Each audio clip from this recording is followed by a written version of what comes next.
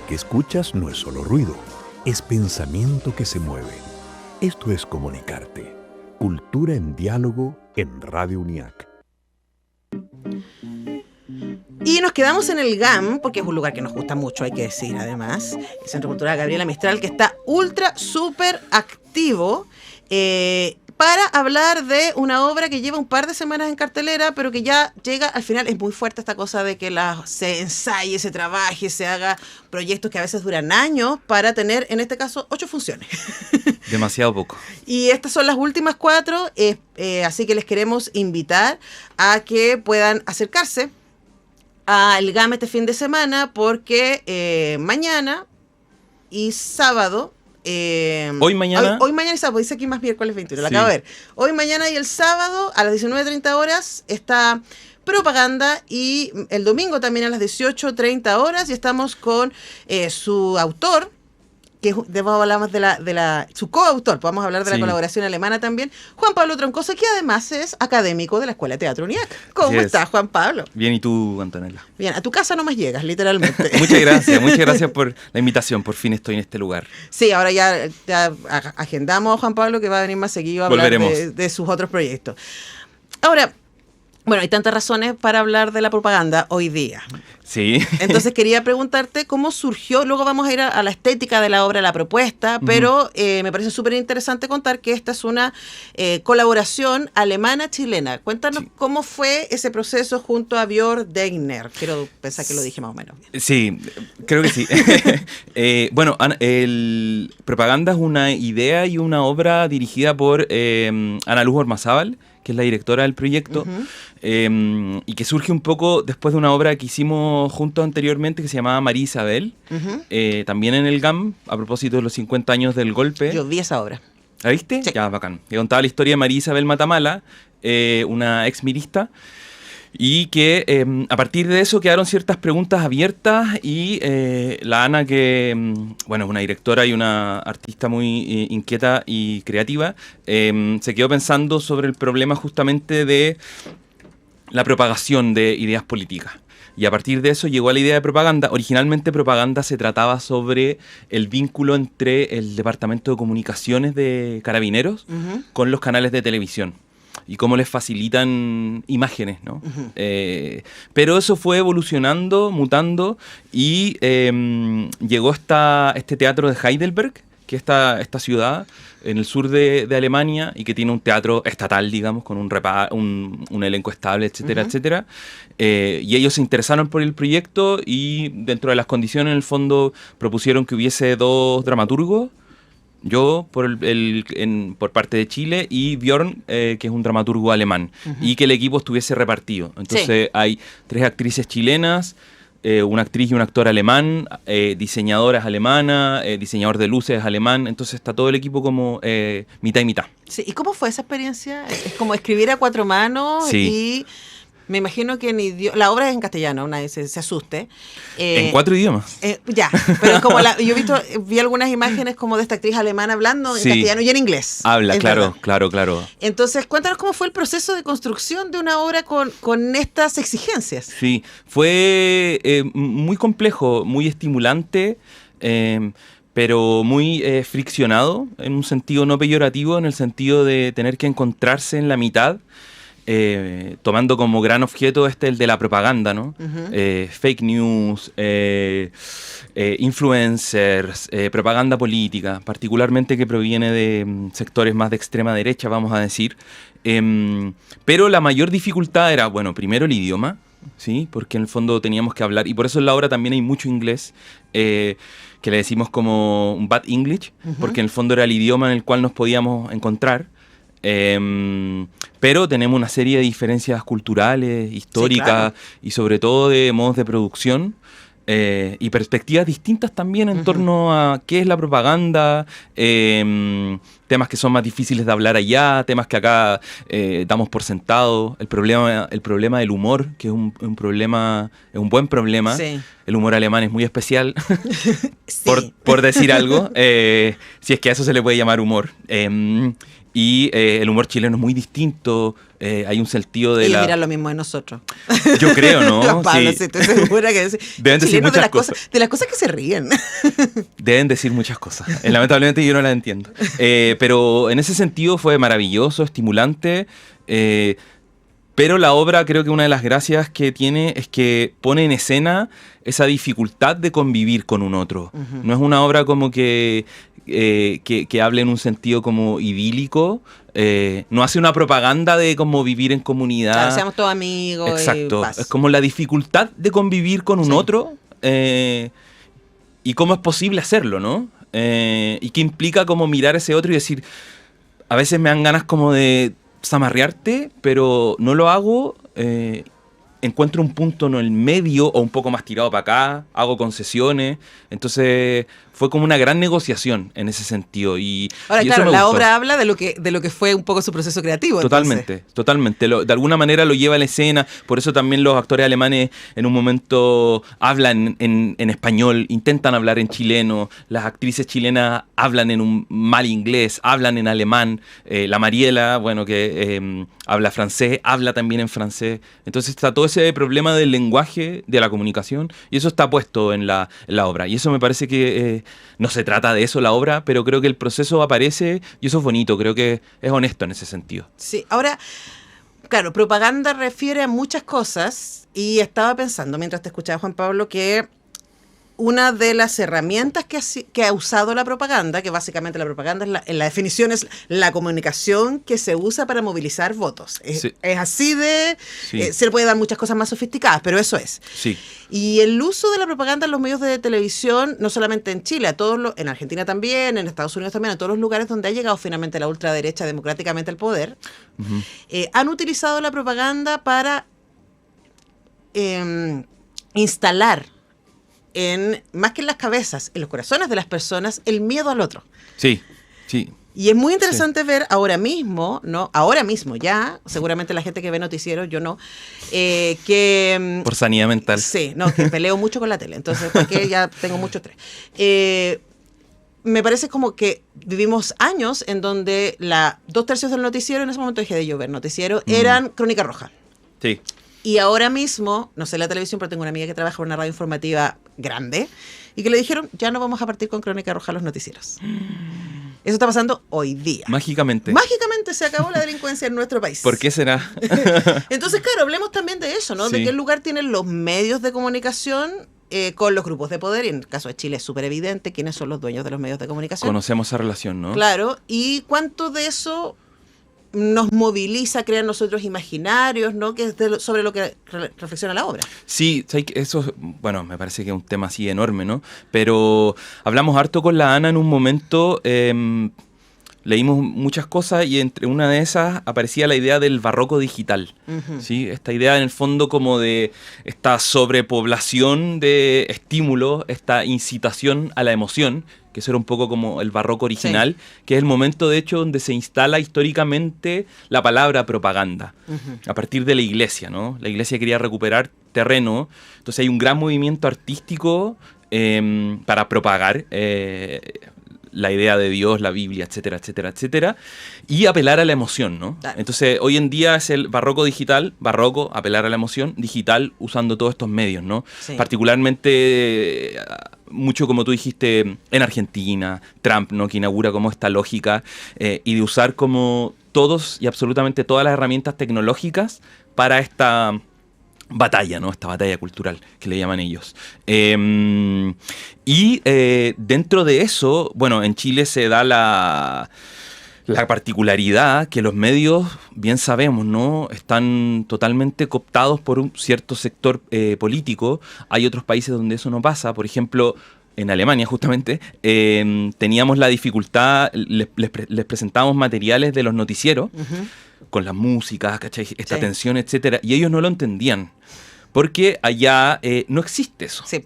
Tienen problemas de propaganda, pero son otro tipo de problemas. Por ejemplo, los rusos están muy metidos en la extrema derecha alemana. ¿Ya? Eso es algo que nosotros acá no entendemos, ¿no? Pero, por ejemplo, toda esta tensión como de las noticias, este clima de miedo y terror, les parecía algo muy raro, ¿no? Es raro, po. Es raro, Es que ¿no? si, lo estamos acostumbrados, por si te así un zoom out y miráis con distancia, así, pero ¿qué onda? ¿Qué onda, no? Y en ese sentido también la obra toma mucho como el problema de las nuevas tecnologías, de las redes, de estas figuras, de estos influencers y de todas estas figuras media icónicas que van surgiendo como los incels, las tradwife, como todas estas figuras medias icónicas, particularmente conservadoras, y que utilizan herramientas tecnológicas para capturar, no solo asustar, ¿no? Porque el miedo es como, digamos, quizá el gran motor, porque es una emoción demasiado poderosa, difícil de aplazar, ¿no? Pero también está la idea de la seducción, ¿sí? Como la seducción y la fascinación, que un poco, y ahí hay como una arista media como religiosa, divina, pero que da ya para otro proyecto. Estaba pensando sobre Hitler, ¿no? Que es algo que ellos tienen súper, ultra revisado, y que tuvo que ver con la creación de un pasado mítico. Exactamente. Y con la idea de, después de la Primera Guerra Mundial, donde la sociedad entera, no solamente la economía, queda destruida, y también destruían su ego, ¿no? Viene este liderazgo que les dice, pero ustedes somos el mejor pueblo que existe en el mundo, venimos de los grandes emperadores germanos, no existía Alemania, básicamente, unos años antes, y se instala esta idea, estoy pensando en la idea de la seducción, ¿no? De yo sí los veo, yo los voy a rescatar. Y sabéis que es muy interesante eso que decís como de la idea del ego, porque creo que también tiene mucho que ver, y la obra también da cuenta de eso, ¿no? Con la reacción, esta gran reacción patriarcal que ha habido post-2018, post-movimiento Me Too, post-2019, esta vuelta como a la figura del hombre, ¿no? Al lugar de la mujer, bueno, qué mejor ejemplo, ¿no? que el gabinete que tenemos hoy día, que el presidente que tenemos hoy día, ¿no? Que en el fondo cada quien en su lugar, ¿no? Cada quien en su lugar, y ese lugar está clarito y tiene como un pasado mítico, ¿no? Claro. Siempre ha sido así y ese pasado pareciera que fue mejor. Pero es interesante porque es derechamente propaganda. Estoy pensando en MAGA, Make America Great Again. Totalmente. Y es como, a ver, pero ¿cuándo fue ese greatness de Estados Unidos? Es misterioso, ¿no? Y ahora me da curiosidad, la Muri Violadora me la recomendó muchísimo. Sí. Y a Muriel Reverus yo le creo todo. ¿Y cómo se lleva eso al teatro? Todas estas ideas, porque son ideas densas, uno podría decir, y son ideas muy de concepto, ¿no? Entonces, ¿cómo hicieron para bajar esta inquietud y poder decir, ya, pero vamos a armar un relato? Ahora, conociendo el trabajo tuyo y el de María Luz, uno dice, ya, pero esto además son relatos que están descentrados, que tienen escenas distintas que uno necesariamente no comprende en ese momento cómo se juntan, pero después al final todo hace sentido. Entonces hablemos un poco de ese ejercicio. Sí, justamente, claro, está siempre el riesgo como de repetir, de ser, como amplificar lo que ya las redes dicen, ¿no? O como un intento medio boomer de tomar el celular y decir, vamos a poner en escena TikTok, ¿no? Sí. Eso siempre es peligroso. Sí. Creo que hay que intentar hacerlo, ¿no? Pero en este caso, justamente, el trabajo fue como... identificar un poco cuáles son los principios de la propaganda y también buscar cómo ir construyendo ciertos personajes, que ahí lo repartimos entre el dramaturgo alemán y yo. Él escribió particularmente como estas figuras alemanas, que en el caso de la obra es un influencer que fue una tradwife, pero que ahora ya entrada en edad está un poco arrepentida, ¿no? Y no sabe muy bien qué hacer con su vida. Y ahí se va en un bolón como... ¡Ay, qué interesante me parece! Entra como en una secta ecológico-fascista. Bueno, no se fue muy lejos igual. Exacto, ¿no? Pero está un poco en el problema, ¿no? Luego hay un cabro influencer también, medio incel, que se comunica como con niños del tercer mundo, ¿no? Entonces hay un cabro chileno que engancha con él y toda esta historia, hay unas mujeres que van a un bar en Alemania porque quieren entrenarse un poco para esta gran batalla que está ocurriendo, que son mujeres de extrema derecha, ¿no? Pero a la vez son medias feministas. Entonces también intentamos buscar como figuras que estuvieran atravesadas como por ciertos eventos o pulsiones contradictorias, y luego todo esto se va ya un poco... va escalando y termina en una... No, un spoiler, ¿no? Termina como en una gran guerra. Y ahí vemos un poco cómo le explotan en la cara estos discursos que ellos defendían, ¿no? Cuando la realidad en el fondo deja de ser el celular y todo lo que uno puede vomitar y aparece la guerra de verdad, ¿no? Sí, aparece el otro en tu frente, ¿no? Entonces, ¿qué pasa cuando ahí estaba hablando todo el rato una guerra y de repente te ves en la guerra, ¿no? Entonces yo creo que hay un intento como decir, ok, estas cosas existen, las vamos a mirar con humor, obviamente, pero también con crueldad y también con un sentido crítico de que tenemos que... Hablo así barsamente como en nombre de las izquierdas, perdón, y de los progresismos. Hemos perdido, ¿no?, mucho terreno, si es que alguna vez ganamos algo, ¿no? Lamento ponerlo en esos términos como tan bélicos, ¿no? Pero tenemos que entrar a esa disputa simbólica. Hablamos mucho de las palabras en la obra, ¿no? Tenemos que recuperar ciertas palabras, ¿no? ¿Qué pasa con la idea de libertad? ¿Qué pasa con la paz, democracia? Todas estas palabras que empiezan de tanto repetirse, empiezan a perder sentido, Sí. ¿no? Y además que también son parte de la batalla cultural, porque, a ver, tomarle la palabra republicanos, ¿no? Como lógica, o libertarios. Nosotros Exacto. defendemos la libertad. ¿De quién? Exacto. Pero para cerrar, te escuchaba y pensaba, yo tengo mi propia, he pensado mucho respecto al fascismo. Y creo, siguiendo también el ejemplo de lo que hablaba de Alemania, que es un tema identitario. O sea, que la gente, todas las personas buscamos sentirnos identificados con algo, sentirnos parte de Sí. un grupo de personas, ¿cierto? Sentir que pertenecemos. Y yo creo que hay harto de eso también, ¿no? Y especialmente de los líderes en un mundo con profundas incertidumbres, este líder me da certeza. Luego son mentiras, pero no importa. Me da la sensación de certeza, ¿no? Sí. Entonces, quería preguntarte, en esa lógica y con tantas cosas que hay dando vuelta, si tú sientes que ese mensaje, pensando que ya llevan 8 funciones, se está entendiendo, si el público, ¿cómo está saliendo de ver propaganda? Yo siento que había una súper buena reacción. Cuando tuvimos funciones en Alemania, porque se estrenó la obra ya, la reacción del público evidentemente era distinta, ¿no? Era un poco más fría, porque también la obra, bueno, si bien yo la escribí con este dramaturgo alemán, pero yo, la Ana, la mayoría del equipo, somos de acá, ¿no? Uh-huh. Entonces está pensada para acá. Hay un humor muy... el cual a mí me gusta mucho, ¿no? Y que dialoga con el presente y con nuestra cultura.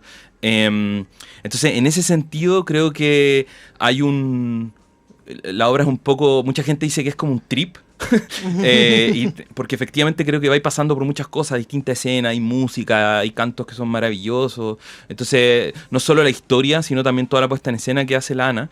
Y dentro de eso, el tema de lo identitario que mencionaba, justamente es paradójico porque, por ejemplo, en Alemania, al movimiento, vamos a decir, neonazi, ellos se llaman a sí mismos que es un movimiento identitario, ¿no? Sí. No hablan de raza. Como no se puede hablar de raza, porque está mal visto, y dicen, no estamos hablando de raza, estamos hablando de identidad, ¿no? Entonces, la identidad es justamente... El verdadero alemán como el verdadero chileno. Exacto. Alemania para los alemanes, ¿no? ¿Quiénes son esos? Exacto. Eso también está en la obra, ¿no? ¿Qué es lo que te hace ser parte de un país, ¿no? Claro. ¿Es un pasaporte? ¿Es si naciste en ese país? Es un discurso. Exacto. Entonces la identidad es otro territorio que está en disputa, y dentro de esta famosa batalla cultural yo estoy un poco en la parada de que esa batalla la perdimos desde 1973 en adelante. Siempre ha estado perdida, ¿cachai? Desde que se instaló particularmente la noción de individualismo, ¿no? Uh-huh. De individualismo. Entonces, esa nueva comunidad que está por construir y que ha pasado por ciertos momentos está en proceso, está construyéndose. Sí, es que estaba pensando que te escuchaba y me acordaba de Rebelión de Baradit. Ajá. Y que es un libro que resume un poco la historia de Chile a partir de los movimientos sociales. Uh-huh. Y cómo a lo largo, especialmente el último siglo, se ha intentado muchas veces organizar a los obreros, movilizarlos y siempre han terminado aplastados. No solamente esta vez, estoy pensando en la revuelta y en el proceso constituyente por razones mediáticas. Eso se venía usando es una herramienta que se usa hace mucho tiempo. Sí. Y en esa línea, y para cerrar, Juan Pablo, el rol del arte en esa batalla cultural. Creo que, bueno, en este contexto creo que es importante sobrevivir. Uh-huh. Está difícil, sí, como los recortes, todo ese asunto. Y por otra parte creo que hay que y siempre he creído, no solo en este momento, hay que trabajar harto, hay que pensar harto, hay que encontrar las maneras como de comunicar, de comunicarse. No entregarse, básicamente. No entregarse, pero también de como decir, bueno, como no llorar tanto sobre la leche derramada, como sí, tenemos que llorar, pero bueno, el arte siempre ha sido, en este país por lo menos, en la República Chilena, siempre ha sido mirado en menos, ¿ya? Entonces creo que en este momento me parece que siempre ha sido así, ¿no? Entonces hay que seguir, hay que insistir, hay que ser inteligentes, hay que cuidarse, hay que escuchar, conversar, juntarse y sobrevivir, y sobrevivir, y sobrevivir. Sobre todo sobrevivir. Creo que el arte es importante a todos sus niveles, pero que está difícil, está difícil. Sí, pero ¿sabes qué me pasa a mí? Que cuando voy a ver una obra que comparte mi inquietud, Sí. me siento más acompañada. Sí. Y más validada también. Entonces, yo creo que una de las cosas que los discursos hegemónicos tratan de hacernos sentir, a quienes somos más progresistas, etcétera, es, ya perdieron. O sea, ya fue y además yo siento que hay hoy día un gaslighting, así como un tratar de volvernos locos con la idea de ser buena persona, de ser solidario, que la respuesta está en la comunidad, que como dice Galeano, cuando se salva uno solo no se salva, ¿no?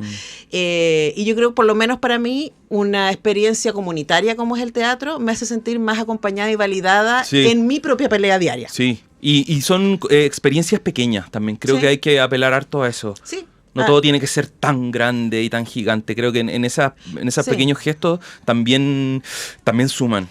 Y ahí está para mí la sobrevivencia. Sí. O sea, decir, no estoy sola, soy parte de una comunidad y estamos hablando de esto. Sí. Y cada uno desde su lado. Nosotros acá desde la Radio Unidad que estamos tratando además de hacer eso, celebrar la diferencia, como esta misma universidad, que es una universidad súper diversa, y darle espacio a los creadores y creadoras que están dando la batalla. Muchas gracias, Juan Pablo, por venir. Gracias a ti. Muchas gracias. Nos encontraremos muy pronto, espero. Así Nosotros tenemos que despedir el programa. Ya veo que está llegando nuestra fabulosa Muriel Riveros para hacer tantas canciones buenas. Nosotros volvemos, no mañana. Mañana no estoy, pero yo vuelvo el lunes. Que estén muy bien. Chau.